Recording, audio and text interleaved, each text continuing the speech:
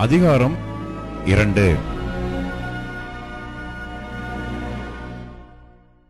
14 வருஷம் சென்ற பின்பு நான் தீத்துவை கூட்டிக் கொண்டு பர்னபாவுடனே கூட மறுபடியும் எருசலேமுக்கு போனேன். நான் தேவ அறிவிப்பினாலே போய் புறஜாதிகளிடத்தில் நான் பிரசங்கிக்கிற சுவிசேஷத்தை அவர்களுக்கு விவரித்து காண்பித்தேன். ஆயினும் நான் ஓடுகிறதும் ஓடினதும் வீணாகாதபடிக்கு எண்ணிக்கை உள்ளவர்களுக்கே தனிமையாய் விவரித்து காண்பித்தேன். ஆனாலும் என்னுடனே கூட இருந்த தீத்து கிரேக்கனாய் இருந்தும் விருத்த சேதனம் பண்ணிக்கொள்ளும்படிக்கு கட்டாயம் பண்ணப்படவில்லை. கிறிஸ்து இயேசுவுக்குள் நமக்கு உண்டான சுயாதீனத்தை உளவு பார்த்து நம்மை நியாயப்பிரமாணத்திற்கு அடிமைகளாக்கும் பொருட்டாக பக்க வழியாய் நுழைந்த கள்ள சகோதரர் நிமித்தம் அப்படி ஆயிற்று. சுவிசேஷத்தின் சத்தியம் உங்களிடத்திலே நிலைத்திருக்கும்படி நாங்கள் ஒரு நாழிகையாகிலும் அவர்களுக்கு கீழ்ப்படிந்து இணங்கவில்லை. அல்லாமலும் எண்ணிக்கை உள்ளவர்களாய் இருந்தவர்கள் எனக்கு ஒன்றும் போதிக்கவில்லை.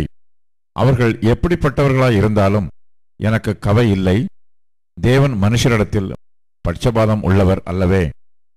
அதுவும் அல்லாமல் விருத்த சேதனம் உள்ளவர்களுக்கு அப்போஸ்தலனாய் இருக்கும்படி பேதுருவை பலப்படுத்தினவர் புறஜாதிகளுக்கு அப்போஸ்தலனாய் இருக்கும்படி என்னையும் பலப்படுத்தினபடியால் விருத்த சேதனம் உள்ளவர்களுக்கு சுவிசேஷத்தை பிரசங்கிக்கும்படி பேதுருவுக்கு கையளிக்கப்பட்டது போல விருத்த சேதனம் இல்லாதவர்களுக்கு பிரசங்கிக்கும்படி அது எனக்கும் கையளிக்கப்பட்டது என்று அவர்கள் கண்டு எனக்கு அளிக்கப்பட்ட கிருபையை அறிந்தபோது தூண்களாக எண்ணப்பட்ட யாக்கோபும் கேபாவும் யோவானும் தாங்கள் விருத்த சேதனம் உள்ளவர்களுக்கும் நாங்கள் புறஜாதிகளுக்கும் பிரசங்கிக்கும்படி அந்நியோன்ய ஐக்கியத்திற்கு அடையாளமாக எனக்கும் பர்னபாவுக்கும் வலதுகை கொடுத்து தரித்திரரை நினைத்துக் கொள்ளும்படிக்கு மாத்திரம் சொன்னார்கள். அப்படி செய்யும்படி அதற்கு முன்னமே நானும் கருத்துள்ளவனாய் இருந்தேன். மேலும் பேதுரு அந்தியோகியாவுக்கு வந்தபோது அவன் மேல் குற்றம் சுமந்ததினால் நான் முகமுகமாய் அவனோட எதிர்த்தேன். எப்படியெனில் யாக்கோபினிடத்திலிருந்து சிலர் வருகிறதற்கு முன்னே அவன் புறஜாதியாருடனே சாப்பிட்டான். அவர்கள் வந்தபோதோ விருத்த சேதனம் உள்ளவர்களுக்கு பயந்து விலகி பிரிந்தான். மற்ற யூதரும் அவருடனே கூட மாயம் பண்ணினார்கள். அவர்களுடைய மாயத்தினாலே பர்னபாவும் எழுப்புண்டான்.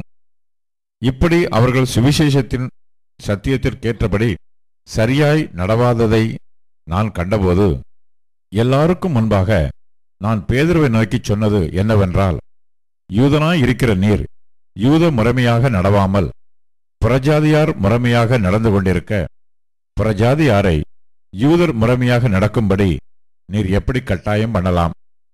புறஜாதியாரில் பிறந்த பாவிகளாயிராமல் சுபாவத்தின்படி யூதராய் இருக்கிற நாமும் இயேசு கிறிஸ்துவை பற்றும் விசுவாசத்தினாலே அன்றி நியாயப்பிரமாணத்தின் கிரியைகளினாலே மனுஷன் நீதிமானாக்கப்படுவதில்லை என்று அறிந்து நியாயப்பிரமாணத்தின் கிரியைகளினால் அல்ல, கிறிஸ்துவை பற்றும் விசுவாசத்தினாலே நீதிமான்கள் ஆக்கப்படும்படிக்கு கிறிஸ்து இயேசுவின் மேல் விசுவாசிகளானோம்.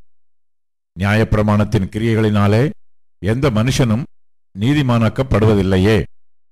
கிறிஸ்துவுக்குள் நீதிமான்கள் ஆக்கப்படும்படி நாடுகிற நாமும் பாவிகளாக காணப்படுவோமானால் கிறிஸ்து பாவத்திற்கு காரணரோ அல்லவே.